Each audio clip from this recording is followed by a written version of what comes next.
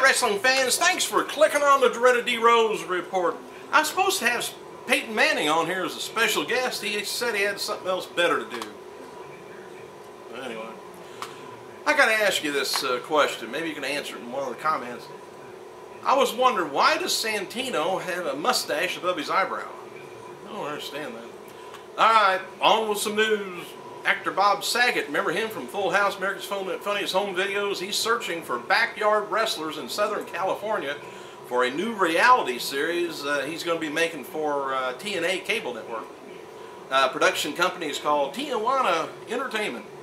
Sent out the following description. Here's what they're looking for.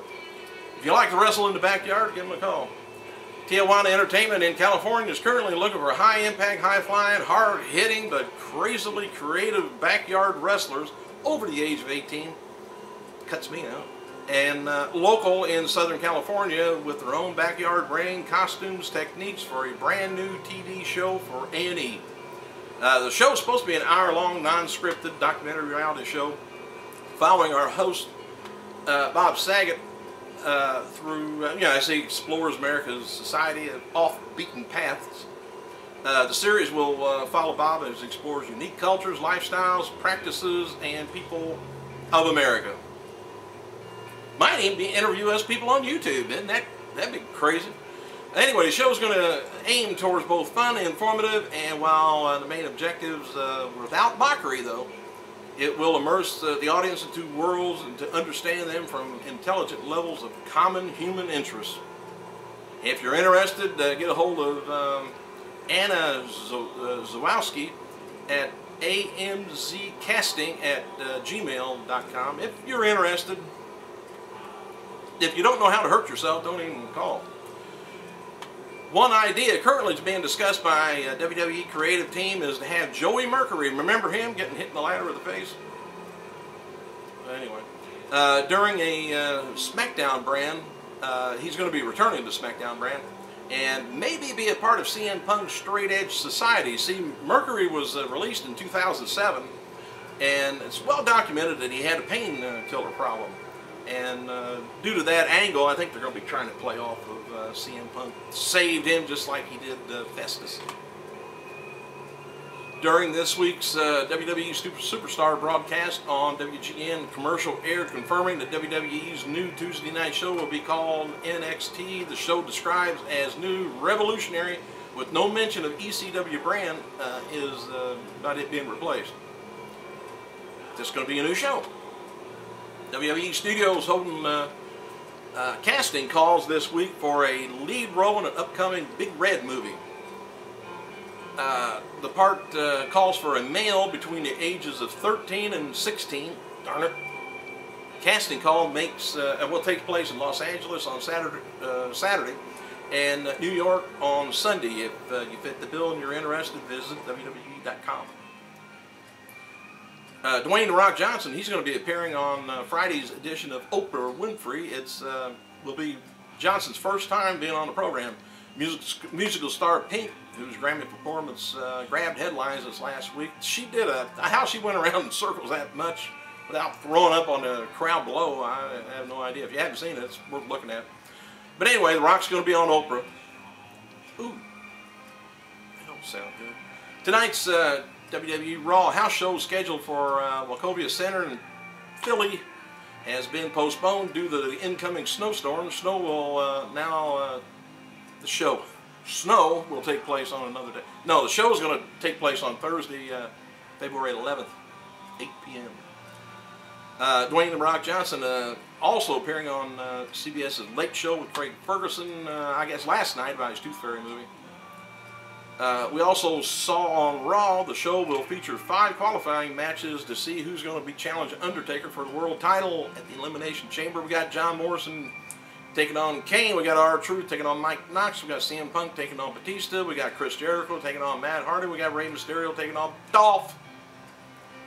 Also in action is going to be Beth Phoenix and Mickie James taking on, I don't know if they're going to be able to get along or not, taking on Michelle McCool and Layla.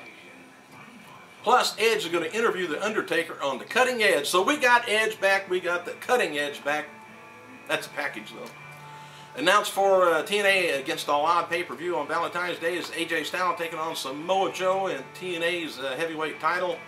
And the Nasty Boys taking on Team 3D. I could probably time their match with a calendar instead of a bell. That's got to be a slow match, but I don't know. TNA will be running in Georgia, Alabama during WrestleMania weekend instead of having shows in Phoenix, which was speculated after they canceled the Canadian dates for that weekend. They will be in Ozark, Alabama on March 25th, Columbus, Georgia, March 27th. All right. You know, I'm kind of wondering, is Scott Steiner, he's been removed from the TNA roster, which could mean he's been released from the company. I haven't heard about a release, but as it is reported a few weeks back, Steiner's future with TNA was up in the air. Flair and Mr. Anderson had been added to the roster page, though. Flair finally did some back to the old Flair routine on TNA yesterday. I like to see that. He's good. He's good at selling things. The oh, I got time. I got 6 minutes. Good. WWE SmackDown taping in April 20th, 2010 is going to be scheduled at Mohegan Sun Arena in Connecticut. Tickets go on sale February 25th. Live around there, 10 a.m. Official theme song for WWE's Elimination Chamber pay-per-view is Rise Up by Cypress Hill. John Cena will be appearing on Nickelodeon's True Jackson VP soon. Don't watch Nickelodeon too much anymore. Triple H will be at the International Toy Fair in New York City next weekend to promote the Mattel toy action line. And if you don't buy it, probably beat the crap out of you. After Beth Phoenix made comments about Chyna this past Sunday, I think it was on her Twitter account or something, she wrote the following on her Twitter account: "I was told I hurt Chyna's feelings with my comments." She says, "Oops." A book of the lives, now this could be interesting. Book on the lives of former WWE and ECW star Rodney Mack and Jazz is being written.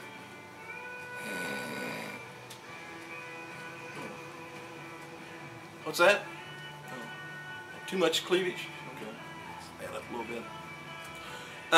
Name for WWE's next movie with John Cena has been changed from Brothers Keeper to Legendary. Before it was originally titled Oxley Road. I don't know what to call it. I hope it's better than the title. There continues to be a lot of talk within WWE that the new NXT show will be a reality-based show with interactive aspects to it. It's possibly the show is going to feature only new talent and no veterans, and it's going to believe that first that it will have some familiar stars that would show up on it. Oh, by the way, without John Cena as guest host, USA's site struggled to post a rating, a strong rating with its new Wednesday time slot. I think it dipped to a 1.1. Maybe they watched it when Cena was on there. It may not be Cena that made it go up. They might have watched it that day with Cena and didn't like it. I'm not going to watch it no more. Last week's mid-season premiere featured Cena was an average of over 4 million viewers with a 1.5 demo. Can't say it went down very much. It wasn't up very much to begin with. This week's episode thus suffered a decline of 27% in demographics and 35% in total viewership. Enough of that.